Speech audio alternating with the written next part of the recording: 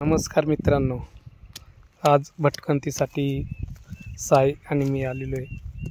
साईला सध्या आता एक काम सांगितलं मी बीज रोपणासाठी, बी जमा करण्यासाठी। तुम्ही पाहू शकता बाहवा या वनस्पतीच्या शेंगा आहेत। त्या शेंगा मी आणलेल्या आहेत। इथं 5-6 शेंगा आणलेल्या आहेत।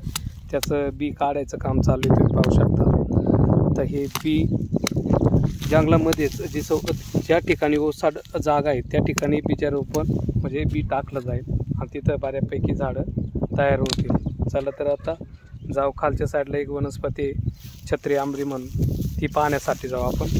चला, बाजूचं काय बॅकग्राऊंड दाखवत नाही मी, कारण की बाजूचं बॅकग्राऊंड दाखवलं तर लोक त्या स्पॉटला येतात बऱ्यापैकी। चला तर आता एक एक झाड पाहू आपण।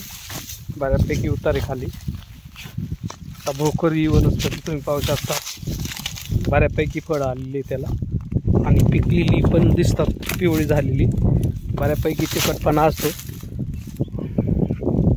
काही हिरवी पण फळं दिसतात, काही पिकलेली पण दिसतात। पक्ष्यांसाठी सर्वात म्हणजे चांगली ही वनस्पती फळं। बऱ्यापैकी पक्षी हे फळं खातात, गोड आहेत, थोडी चिकट आहेत। चला तर आता जाऊ आपण पुढं छत्री आंबरीच्या शोधात।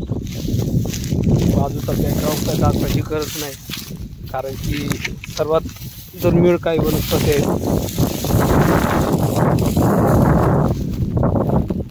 आपण येऊन पोचले बऱ्यापैकी मोठ्या दगडावर, आणि दगडाच्याच आजूबाजूला ती वनस्पती असते, दगडाला चिटकून।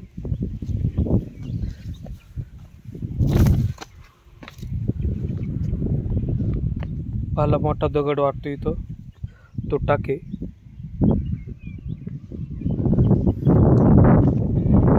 कडे पायरीचं झाड, पिंपरी पण म्हटलं जातं। सध्या छत्री आंबरी फुलून गेलेली आहेत, छत्री टाईप दिसतात ही फुलं,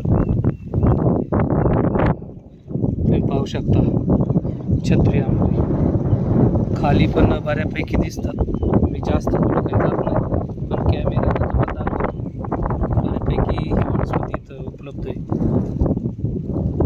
छत्री आंबरी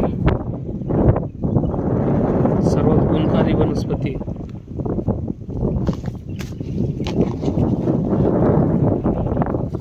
आताच 10-15 दिवसाच्या दरम्यान ती संपूर्ण फुलून गेली, पण त्याला बऱ्यापैकी बी आलेले आणि पावसामुळे थोडी फुटायला लागलेली, म्हणजे अंकुर दिसतात, पालवी।